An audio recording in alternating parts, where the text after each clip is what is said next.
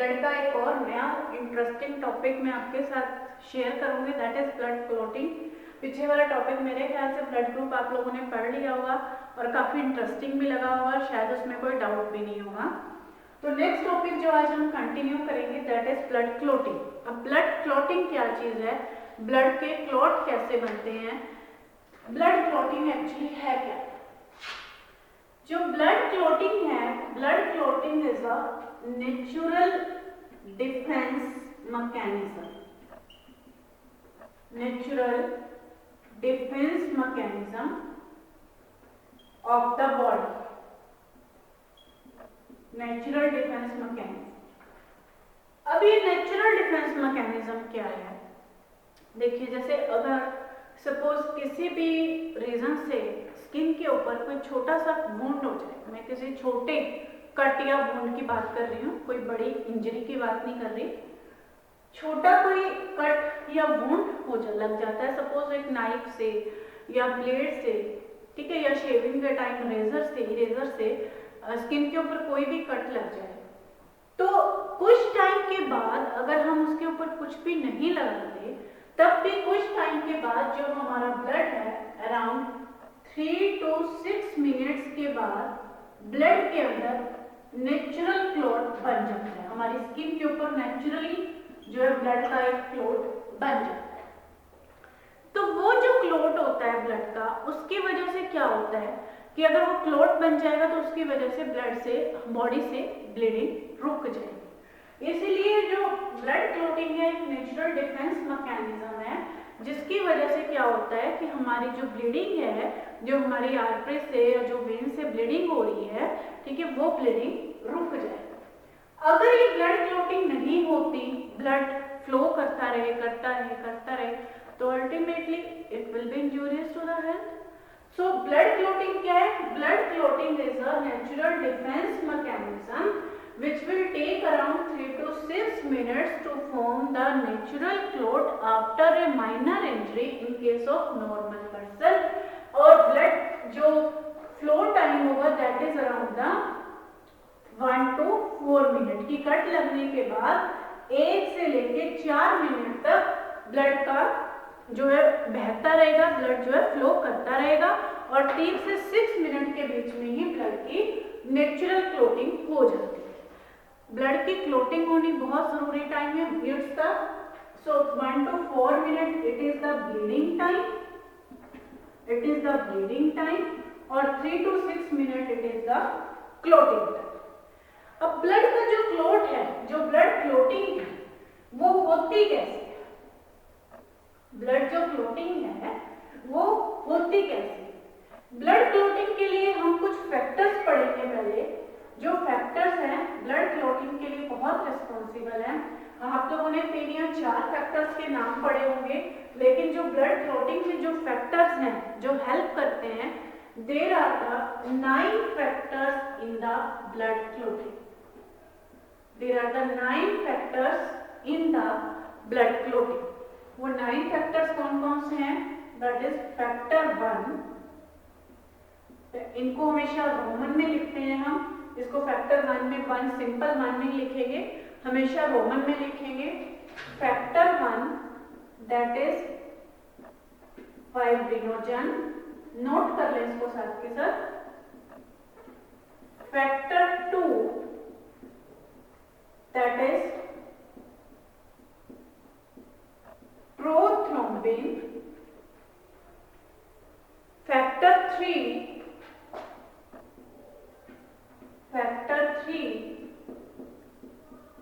that is thromboplastin. Factor 4 calcium ion. Factor 5 quick labile factor, quick labile factor। Factor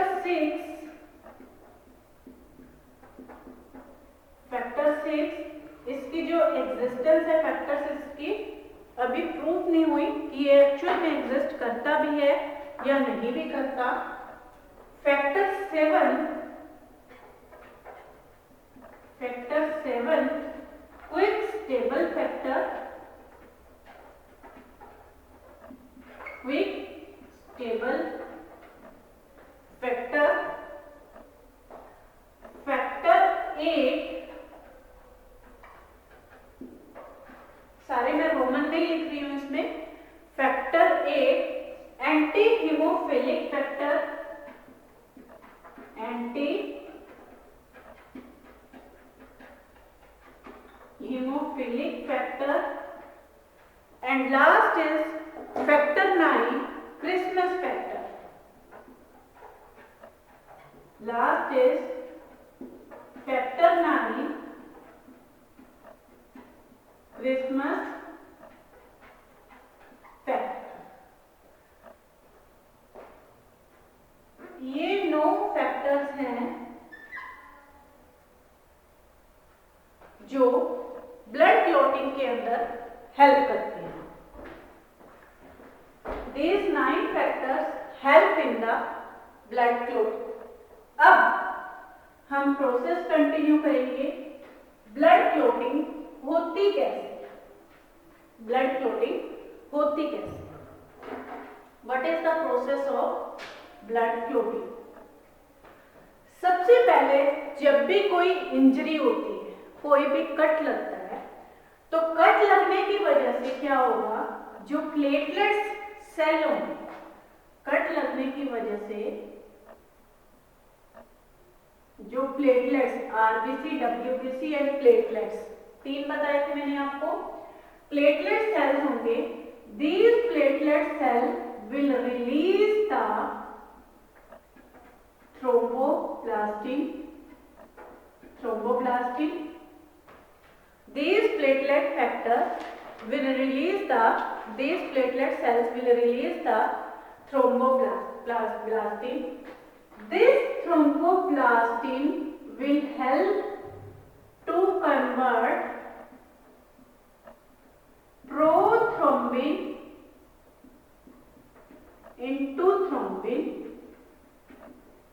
इसकी वजह से जो prothrombin है वो थ्रोम्बिन में कन्वर्ट होगा in the presence of calcium ion. This thrombin will help to convert the fibrinogen to fibrin। Fibrinogen से fibrin बनेगा। This fibrin will form a mesh और will form the entangle thread like structure, इस तरह से in the RBC. RBC के ऊपर या जो भी हमारा वुंड है उस वुंड के ऊपर इस तरह से थ्रेड लाइक स्ट्रक्चर बना देगा। फाइब्रिन जो है क्या धागे थ्रेड लाइक स्ट्रक्चर बना देगा। ये इनके बीच में आरबीसी यहाँ एंटेंगल हो जाएंगे, जिसकी वजह से क्या होगा, it will leads to the clotting of the blood. दोबारा से रिपीट करें इसको। अब इसमें फैक्टर्स का मान यूज हो रहे। आप बोलोगे कि मैम यहाँ फैक्टर्स तो आपने 9 लिखवा रही है और इसमें यूज तो फैक्टर हुए नहीं, 3 या 4 फैक्टर्स यूज हुए, तो बाकी फैक्टर्स का कहाँ होगा।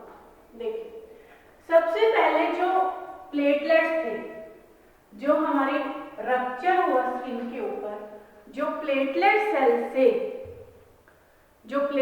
सेल से थ्रोम्बोप्लास्टिन रिलीज हुआ, तो थ्रोम्बोप्लास्टिन कौन सा फैक्टर हुआ, this one, factor 3। Thromboplastin is factor number 3। Thromboplastin ने क्या किया, प्रोथ्रोम्बिन था आपका ये फैक्टर नंबर 2। फैक्टर नंबर 2, जब प्रो वर्ड किसी के आगे लग जाता है तो इसका मतलब वो उसकी इनएक्टिव स्टेज है। इसका मतलब ये थ्रोम्बिन फैक्टर की इनएक्टिव स्टेज थी, तो यह फैक्टर नंबर 2। फैक्टर नंबर 2 को उसने कन्वर्ट कर दिया थ्रोम्बिन में, उसने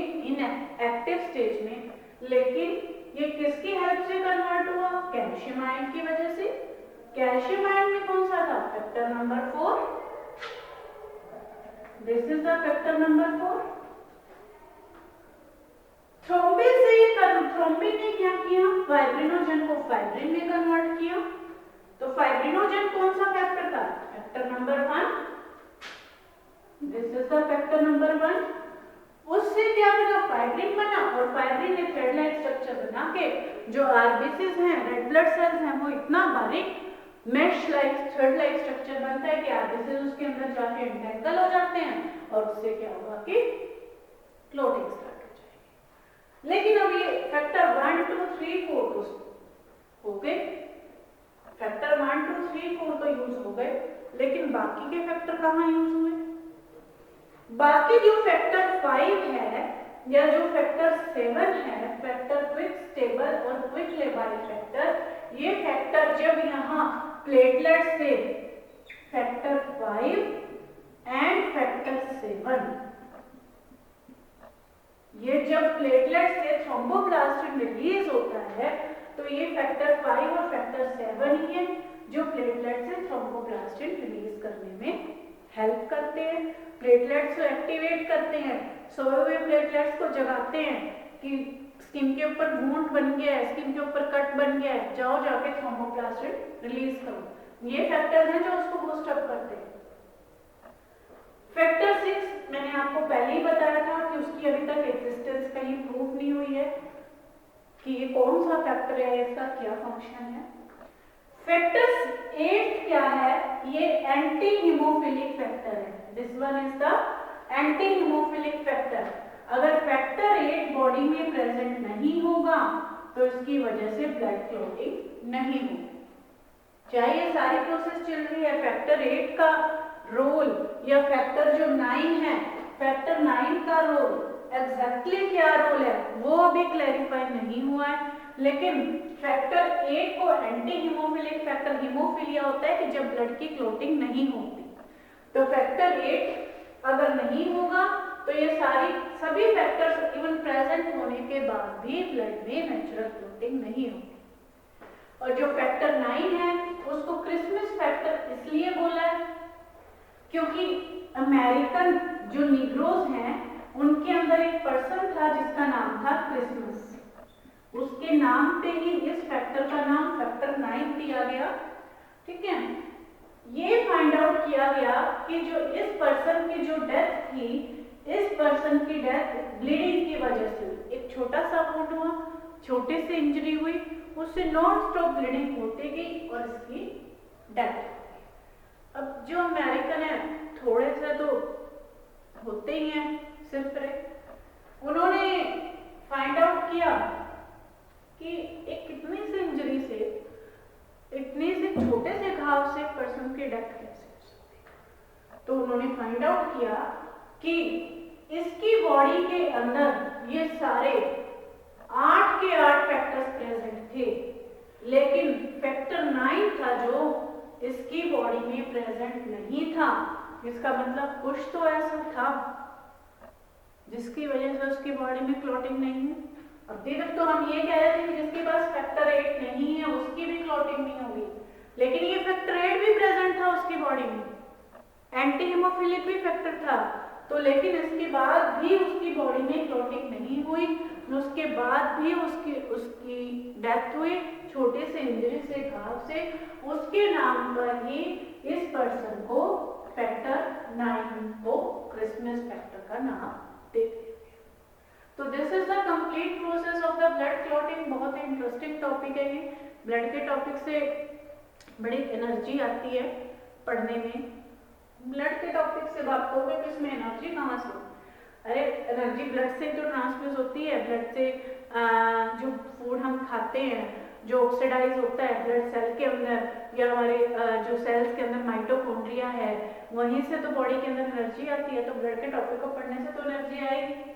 तो this is the blood clotting. मेरे ख्याल से ये क्लियर हो जाना चाहिए। दोबारा से एक बार थोड़ा सा ओवरव्यू फिर से देख लेते हैं। There are the 9 factors which are responsible for the blood clotting. Factor 1 fibrinogen, 2 prothrombin, 3 thromboplastin, 4 calcium ion, 5th quick labile factor, 6th existence not known till that, 7th quick stable factor, 8th anti haemophilic and 9th Christmas factor. सबसे पहले क्या हुआ, जब body के ऊपर wound बना या घाव बना या कोई भी छोटा सा कट हुआ, फैक्टर 5 और फैक्टर 7 यानी क्विक लेबाइल और क्विक स्टेबल फैक्टर ने प्लेटलेट को इंड्यूस किया कि जाकर तुमने थ्रोम्बोप्लास्टिन यानी फैक्टर 3 को रिलीज करना है। थ्रोम्बोप्लास्टिन ने क्या किया, फैक्टर 2 यानी प्रोथ्रोम्बिन को इसकी इनएक्टिव स्टेज से एक्टिव स्टेज में कन्वर्ट किया with the help of factor 4 that is the calcium ion. इसके बाद क्या हुआ, थ्रोम्बिन ने फाइब्रिनोजन को फाइब्रिन में कन्वर्ट किया। फाइब्रिन में कन्वर्ट करने के बाद it will help in the blood clotting.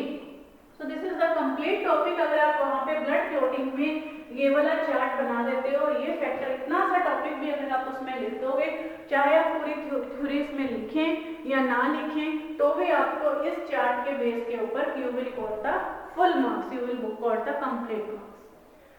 Now the last but not least, इसका नेक्स्ट जो टॉपिक हम कंटिन्यू करेंगे, बहुत ही छोटा सा टॉपिक है और ये चैप्टर भी उसके साथ आपका कंप्लीट हो जाएगा। That is the disorders related to the blood. कि ब्लड के साथ बहुत से डिसऑर्डर्स हैं जो रिलेट होते हैं, बहुत सी प्रॉब्लम्स आती हैं ब्लड के साथ, ब्लड से रिलेटेड जैसे जो हाई बीपी, लो बीपी, वो प्रॉब्लम्स तो एक्चुअली ब्लड से रिलेटेड नहीं है, वो तो प्रॉब्लम्स तो रिलेटेड है पंपिंग ऑफ ब्लड से रिलेटेड। तो वो हम आपके नेक्स्ट टॉपिक में कंटिन्यू करेंगे, जो भी हार्ट का टॉपिक आएगा। इसमें हम सिर्फ ब्लड से रिलेटेड प्रॉब्लम्स कुछ डिस्कस करेंगे। ब्लड से रिलेटेड प्रॉब्लम्स जैसे आरबीसी से रिलेटेड प्रॉब्लम्स, डब्ल्यूबीसी से रिलेटेड प्रॉब्लम्स, कोई हमारी डाइट की वजह से जो ब्लड की सेल्स में या ब्लड की कंपोजिशन में कोई प्रॉब्लम है, तो वो सारी प्रॉब्लम्स हम इसमें शेयर करेंगे।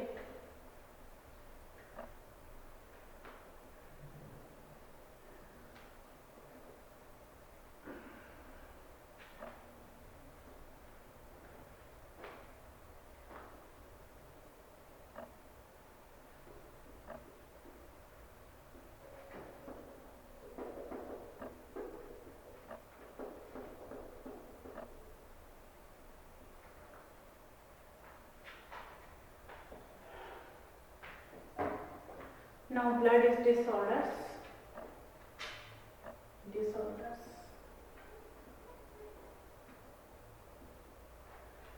सबसे पहला जो डिसऑर्डर है जो हम पढ़ते आए हैं आज तक या सुनते आए हैं, दैट इज अनीमिया।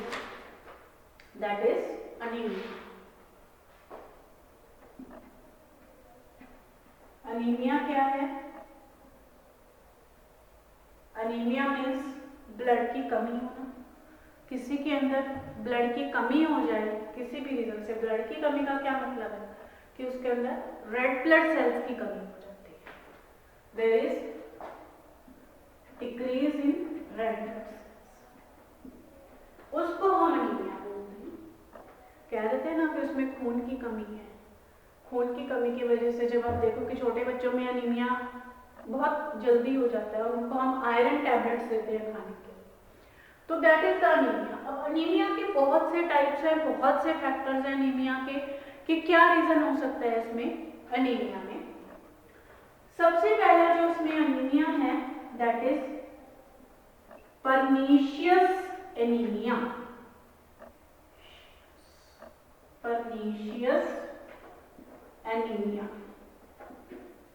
पर्नीशियस जो अनीमिया है वो होता है विटामिन B12 की कमी से, डेफिशिएंसी की वजह से।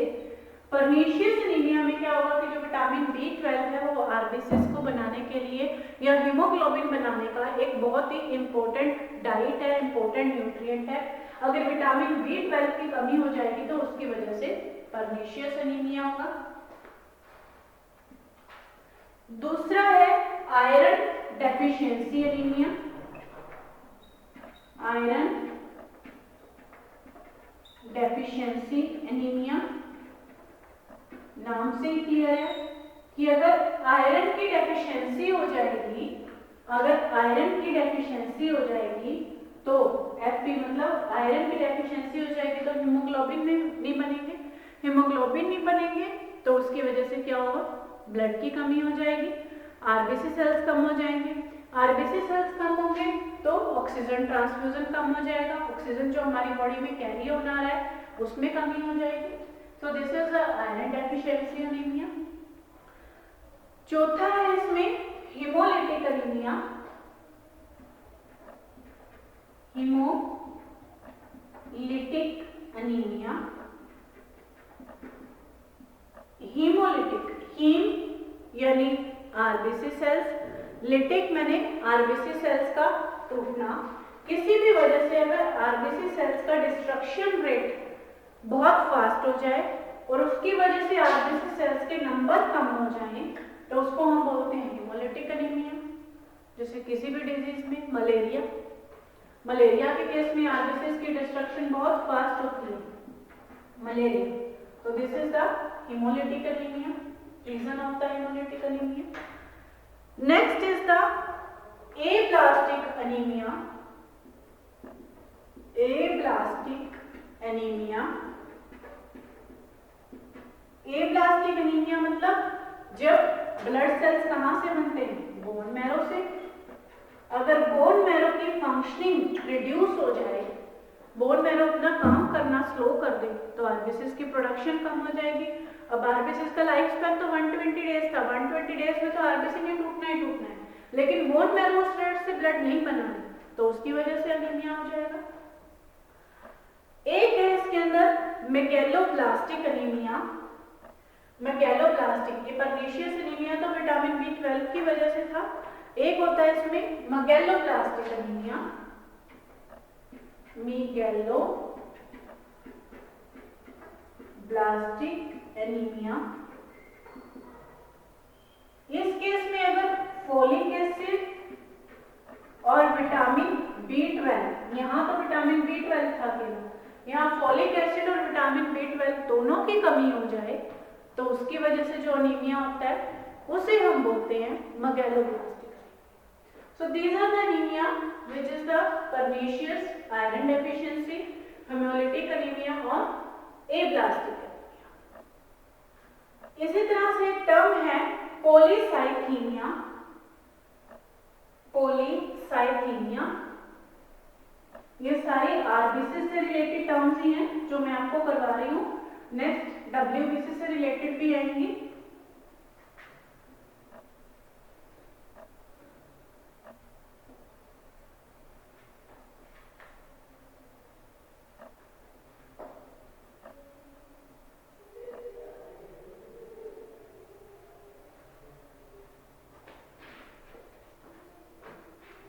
नेक्स्ट जो टर्म है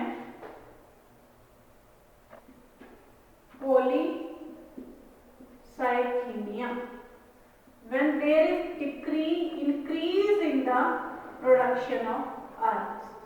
अगर किसी भी रीजन से आरबीसी सेल्स की प्रोडक्शन इंक्रीज हो जाएगी या आरबीसी सेल्स ज्यादा बनने लगेंगे, उससे ब्लड की विस्कोसिटी बढ़ जाएगी। ब्लड की विस्कोसिटी बढ़ेगी तो क्या होगा? ब्लड क्लॉटिंग के चांसेस ज्यादा हो जाएंगे। इसी तरह से डब्ल्यूबीसी से रिलेटेड कुछ टर्म है, डब्ल्यूबीसी से रिलेटेड भी कुछ टर्म्स हैं। डब्ल्यूबीसी से रिलेटेड भी तो प्रॉब्लम हो सकती है, दैट इज ल्यूकोसाइटोसिस। ल्यूकोसाइटोसिस जब डब्ल्यूबीसी का डिस्ट्रक्शन रेट बहुत फास्ट हो जाए, डिस्ट्रक्शन रेट फास्ट हो जाए तो उसको हम बोलते हैं ल्यूकोसाइटोसिस, और दूसरी हो जाए ल्यूकोपीनिया।